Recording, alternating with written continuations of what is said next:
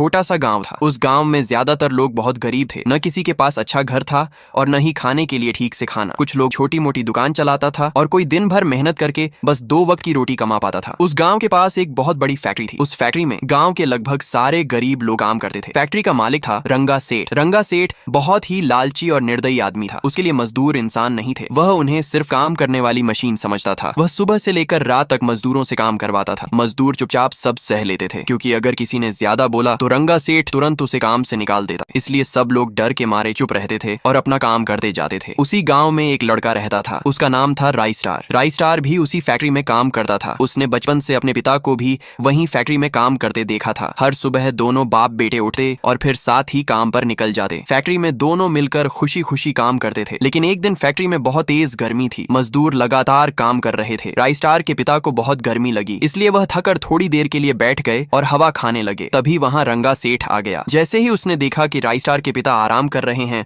वह गुस्से से पागल हो गया। उसने गुस्से में आकर राई स्टार के पिता को सबके सामने जोर से मारा और कहा, काम करने के पैसे मिलते हैं, यहाँ बैठने के नहीं। राई स्टार से यह सब देखा नहीं गया। उसका खून खौल उठा। उसने पास पड़ा एक बड़ा डंडा उठाया और रंगा सेठ को जोर से मार दिया। रंगा सेठ दूर जाकर गिर पड़ा। फिर राई स्टार ने पहली बार उसकी आंखों में आंखें डालकर कहा, हम गरीब जरूर हैं, लेकिन तुम्हारे बाप के नौकर नहीं। फैक्ट्री में एकदम सन्नाटा छा गया। सारे मजदूरों के चेहरों पर एक अजीब सी मुस्कान आ गई। रंगा सेठ गुस्से से लाल हो गया और चिल्लाया, सालों, मुझे मारते हो, निकल जाओ मेरी फैक्ट्री से। राई स्टार चुपचाप अपने पिता के साथ फैक्ट्री से बाहर निकल गया। रास्ते में चलते हुए उसके पिता अचानक रुक गए और बोले, क्या जरूरत थी उसे मारने की? राई स्टार ने कहा, तो क्या करता, आपको मार खाते हुए देखा। यह सुनकर उसके पिता की आंखों में आंसू आ गए। राई स्टार ने पहली बार अपने पिता को इस तरह रोते हुए देखा था। उन्होंने धीरे से कहा, गरीब लोगों की कोई इज्जत नहीं होती बेटा, हम लोग सिर्फ मजदूरी करने के लिए पैदा हुए हैं। पिता की यह बात राई स्टार के दिल पर लग गई। उस रात वह सो नहीं पाया, बस रोता रहा। अगली सुबह जब वह उठा तो उसने देखा कि उसके पिता की हालत बहुत खराब है। वह तुरंत उन्हें अस्पताल ले गया, लेकिन डॉक्टर ने कहा, बहुत ज्यादा मेहनत करने की वजह से ये बहुत कमजोर हो चुके हैं। राई स्टार धीरे से कमरे के अंदर गया। उसके पिता उसका इंतजार कर रहे थे। उन्होंने कहा, बेटा, मुझे तुमसे एक बात कहनी है। राई स्टार बोला, बोलिए पिताजी। उन्होंने कहा, बहुत साल पहले गांव से कुछ दूर मेरी भी एक फैक्ट्री हुआ करती थी, लेकिन एक दिन अचानक वहां आग लग गई। उस आग में बहुत सारे लोगों के साथ तुम्हारी माँ भी जलकर मर गई। कुछ देर चुप रहने के बाद उन्होंने कहा, वह फैक्ट्री आज भी वहीं खड़ी है। मैं चाहता हूँ कि तुम उसे फिर से पहले जैसा बना दो। राई स्टार के चेहरे पर उदासी थी, लेकिन उसके दिमाग में एक बड़ा सपना जन्म ले चुका था। कुछ ही दिनों में उसने उस पुरानी फैक्ट्री की मरम्मत करवाई, नई नई मशीनें लगवाई और उसे फिर से पहले जैसा बना दिया। फिर उसने रंगा सेठ की फैक्ट्री के सारे मजदूरों को अपनी फैक्ट्री में बुला लिया